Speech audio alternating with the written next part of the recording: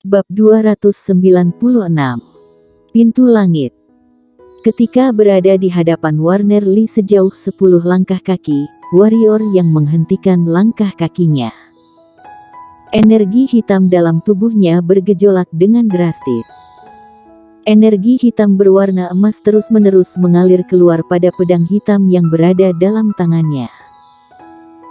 Ketika energi hitam berwarna emas terus-menerus mengalir, pedang hitam yang berada dalam tangan warrior yang seketika mengeluarkan sinar pedang berwarna emas yang menyilaukan. Pada saat yang sama, cakar macan tutul ungu yang berada pada bahu warrior yang juga mengeluarkan cahaya ungu yang samar-samar. Saat ini, macan tutul ungu sangat marah, sepasang matanya memelototi Warner Lee. Jika bukan warrior yang menghentikannya, dia kemungkinan telah melemparkan pedang energi ungu yang tak terhitung jumlahnya ke arahnya. Saat ini, Warner Lee tiba-tiba berkata, setelah memahami jiwa pedang tingkat 3, sepertinya kamu bukan siapa-siapa. Aku penasaran bahwa dari wilayah dan sekte mana kamu berasal. Ketika mendengar ucapan Warner Lee, seluruh orang di samping seketika melihat ke arah warrior yang mereka juga kelihatan penasaran pada asal wilayah warrior yang. Apakah itu sangat penting? Tanya warrior yang mencibir. Benar juga. Warner Lee mengangguk dan berkata, bertanya pada seseorang yang hampir meninggal memang tidak ada faedahnya. Pada saat ini, Desi Nangong tiba-tiba menghilang dari tempat dan muncul di hadapan warrior yang. Desi Nangong melihat macan tutul ungu dengan saksama. Beberapa saat kemudian, dia menarik napas dalam-dalam, tatapannya penuh dengan keterkejutan dan bertanya pada warrior yang, kenapa dia bisa mengikutimu? Warrior yang mengerutkan keningnya, apa maksudmu? Desi Nangong menjawab dengan datar, jangan katakan padaku kamu tidak tahu asal-usulnya.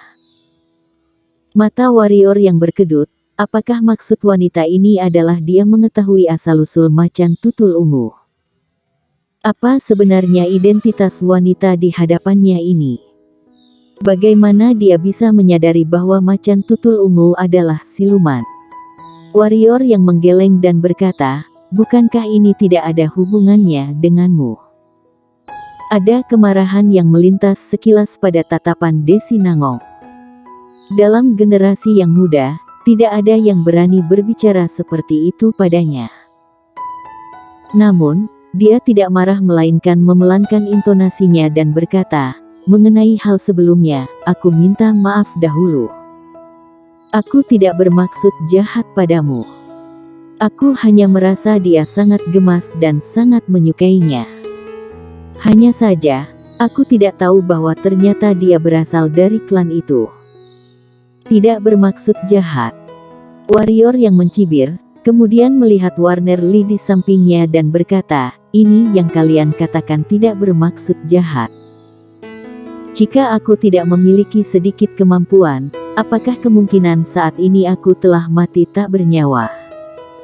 Apakah kamu sungguh ingin mati? Tanya Warner Lee datar sembari menatap warrior yang di samping. Apakah kamu ingin mencobanya? Tanya warrior yang mencibir sembari menyipitkan matanya. Niat membunuh terlintas pada tatapan Warner Lee. Ketika dia ingin memulai serangan, Desi Nangong yang berada di sampingnya menggelengkan kepala dan melihat warrior yang, mengenai hal sebelumnya, sepenuhnya memang kami yang bersalah, semoga kamu tidak menyimpan dalam hati. Aku pamit dulu. Setelah itu, Desi Nangong menatap sekilas macan tutul ungu yang berada pada bahu warrior yang dengan bingung, kemudian berjalan menuju pintu langit. Warner Lee melihat warrior yang dengan tatapan dingin dan berkata, jika ada lain kali, maka kamu akan segera habis. Setelah itu, dia buru-buru mengikuti Desi Nangong. Tuan Silo yang berada di samping tiba di hadapan warrior yang. Dari awal, Silo terus-menerus menatap warrior yang dan berkata, cekak, tak disangka kamu memiliki level jiwa pedang tingkat 3. Kemudian, tubuhmu ternyata begitu kuat, bahkan bola itu tidak mampu melukaimu.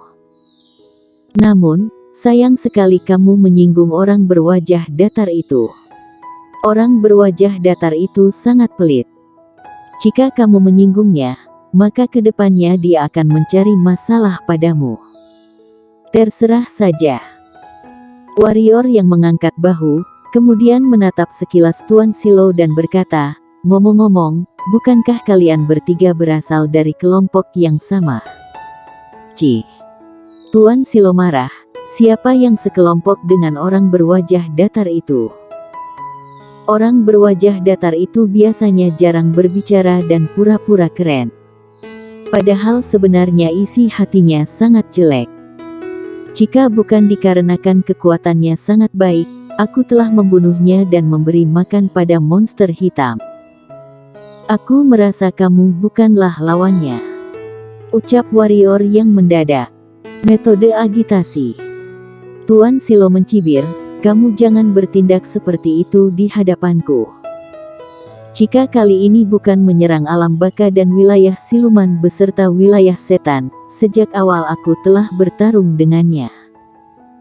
Ya, dikarenakan perkenalan ini aku ingin memberitahumu sesuatu. Lain kali jika bertemu dengan orang berwajah datar, maka jauhilah dirinya. Sebenarnya, dia pernah membunuh banyak master alam spiritual. Haha. Membunuh master dari alam spiritual. Warrior yang menyipitkan matanya, tatapannya penuh dengan kekhawatiran. Meskipun tidak senang pada Warner Lee, tetapi dia harus mengakui bahwa kekuatan Warner Lee memang sangat mengerikan. Terutama bola berwarna hijau itu. Sebelumnya dia bahkan terbang keluar sebelum dia bereaksi. Harus diketahui bahwa, saat ini tubuhnya tidak lagi selemah master alam spiritual. Kenyataannya memang demikian, dirinya terbang keluar dan bahkan berguling dengan hebat sehingga hampir mengalami pendarahan. Yang paling penting adalah dia merasa serangan itu merupakan serangan ringan yang diberikan Warner Lee. Bisa dikatakan bahwa, dia tidak melakukan serangan dengan serius, tetapi mampu menyerangnya hingga terbang. Sebelum bertemu dengan Warner Lee, dia merasa dirinya tidak lebih lemah dari orang lain di dalam peringkat yang sama. Namun, kenyataan memberitahunya bahwa dia yaitu warrior yang masih sangat lemah di dalam alam pemenang. Saingan selalu ada di mana-mana. Setelah menarik napas dalam-dalam, warrior yang dalam hati memutuskan bahwa segera pergi ke wilayah Jiuyu untuk mencari angin dingin Jiuyu. Sebaiknya mampu menemukan sebelum menara naga dibuka. Jika tidak, berdasarkan kemampuannya saat ini bertemu dengan Warner Lee, maka dia pasti kalah tanpa menggunakan api hantu dan jiwa pedang tingkat 5. Meskipun dia menggunakan api hantu dan jiwa pedang tingkat 5, dia juga tidak yakin bisa menang. Perlu diketahui bahwa orang itu terlahir dari sekte peringkat 9, dengan demikian, apakah dia akan kekurangan teknik senjata hitam? Apakah akan lebih lemah dari warrior yang? Jawabannya jelas tidak mungkin. Lokasi saat ini, entah dari mana orang lokal mendapatkan informasi bahwa 3 pendekar wilayah tengah akan pergi ke pintu langit. Pendekar hitam yang tak terhitung jumlahnya bergegas keluar dari pintu kota. Tidak lama kemudian, jumlah pendekar hitam telah mencapai puluh ribuan orang di dalam lokasi tersebut. Jumlahnya bahkan terus-menerus bertambah. Pintu langit merupakan keberadaan yang menakutkan bagi orang yang tak terhitung jumlahnya di sini. Jangankan pintu langit, bahkan pintu bumi pun tidak berani diterobos oleh orang-orang ini. Karena jika meninggal di antara pintu langit dan pintu bumi, maka roh mereka akan tersesat dan tidak mendapatkan kesempatan untuk lahir kembali ke dalam dunia ini. Desi Nangong berjalan dan tiba di depan pintu langit kemudian mengangguk pelan pada 2 orang master alam spiritual dan berkata, Desi Nangong, murid sejati Sekte King Yuan peringkat 9, puncak alam pemenang. Master alam spiritual yang berada di sebelah kiri mengangguk pelan dan berkata, apakah sudah yakin? Tentu saja. Desi Nangong mengangguk. Kalau begitu, silakan. Ucap Master alam spiritual dengan intonasi datar. Desi Nangong mengeluarkan sebuah cermin dari tangan kanannya. Cermin ini berbentuk bulat, banyak gambar abstrak yang disulam berada di belakang cermin. Di sisi cermin terdapat bekas sulam seperti kedipan kilat. Singkatnya, fisik cermin ini hampir tidak terlihat bagian yang unik. Namun, ketika melihat cermin ini, ekspresi dua master alam spiritual ini berubah. Master alam spiritual yang berada di sebelah kiri berkata dengan datar, anak gadis, apakah itu adalah senjata langit tingkat bawah yaitu alam cermin spiritual? Desi Nangong mengangguk dan berkata, maaf senior, tetapi tidak ada cara lain. Serangan pintu langit sama seperti serangan yang tak berbobot milik master tingkat 5 alam spiritual. Berdasarkan keadaanku saat ini, semuanya hanya bisa mengandalkan senjata hitam tingkat langit. Master alam spiritual di sebelah kanan menggeleng dan berkata, anak gadis terlalu merendahkan diri. Dalam sejarah, selain beberapa orang yang jumlahnya sangat sedikit, siapa yang mampu memasuki pintu langit ini tanpa mengandalkan barang luar? Orang yang tidak mengandalkan barang luar dan mampu memasuki pintu langit sepertinya sudah ribuan tahun tidak pernah muncul. Master alam spiritual sebelah kiri mengangguk, benar, orang yang tidak mengandalkan barang luar sudah ribuan tahun tidak muncul. Jangankan orang yang tidak mengandalkan barang luar, bahkan orang yang mengandalkan barang luar memasuki pintu langit juga hanya berjumlah puluhan orang selama ribuan tahun ini. Kemampuan anak gadis memang baik. Jika melewati pintu langit, maka 9 dari 10 orang akan berhasil. Namun, melewati pintu langit ini, jika lalai sedikit saja, maka roh akan tersesat. Kamu harus berpikir baik-baik.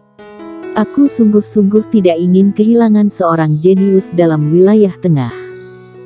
Desi Nangong mencibir dan berkata, terima kasih pada senior yang telah mengingatkan. Namun, aku masih ingin mencoba. Jika tidak, nantinya aku akan menyesal. Setelah itu, dua master ini saling memandang dan mendengus, kemudian membuka jalan padanya. Benar, jika tidak memberi kesempatan pada Desi Nangong yang jenius ini dan lainnya untuk mencoba pintu langit, maka mereka akan hidup dalam rasa penasaran. Rasa penasaran ini tidak berpengaruh banyak pada awal, tetapi ketika memasuki alam kaisar, maka itu kemungkinan bisa menghabiskan nyawa. Oleh karena itu, mereka tidak lagi berbicara untuk menghalanginya. Desi Nangong berjalan dan tiba di depan pintu langit. Setelah melihat pintu tersebut, ekspresi Desi Nangong terlihat serius. Pintu ini bukan hanya berhubungan dengan harga diri, melainkan juga berhubungan dengan pikirannya sendiri. Selama perjalanan latihannya, dia menemukan banyak kesulitan. Jika tidak percaya diri dan dihalangi oleh pintu kecil ini, maka bagaimana dia mampu mengatasi semua rintangan ini dan mencapai puncak seni bela diri? Oleh karena itu, dia harus menerobos pintu langit ini. Silo dan Warner Lee di samping terdiam. Mereka tidak bersuara karena memahami gerakan Desi Nangong. Orang yang tak terhitung jumlahnya di lokasi terus-menerus menatap Desi Nangong di depan pintu langit. Tidak ada hal lain yang lebih menarik selain melihat kejatuhan dan kebangkitan seorang jenius. Tatapan warrior yang saat ini juga jatuh pada Desi Nangong. Sebelumnya dia pernah melihat pintu langit yang mengerikan. Jujur saja, dia juga tidak yakin bisa memasuki pintu langit itu. Jika pintu langit itu hanya mengeluarkan sekali serangan, maka dia pasti sanggup menahannya. Namun, masalahnya adalah apakah pintu langit itu hanya akan mengeluarkan serangan sekali saja. Lagi pula, siapa yang tahu bahwa pintu langit ini memiliki serangan yang lebih mengerikan lagi atau tidak? Singkatnya, dia tidak memiliki banyak keyakinan melewati pintu langit ini. Namun, dia juga harus melewatinya. Sama seperti Desi Nangong dan lainnya. Warrior yang tidak mengizinkan pikirannya memiliki gangguan apapun. Di bawah tatapan puluh ribuan orang, Desi Nangong mengangkat kakinya dan memasuki pintu langit tersebut. Bersambung.